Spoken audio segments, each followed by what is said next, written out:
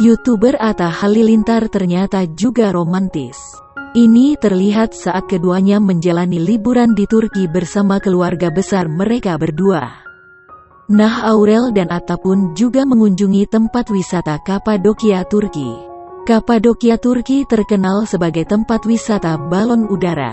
Di tempat yang indah itu, Atta Halilintar tak lupa bagikan momen romantis dengan Aurel Hermansyah. Dalam unggahannya, Atta terlihat mengecup sang istri dan membelai perut membuncit sang istri. Dalam kolom caption, Atta pun menulis pesan manis untuk sang istri dan calon buah hati. "Kalian berdua jawaban dari doa-doaku," tulis Atta.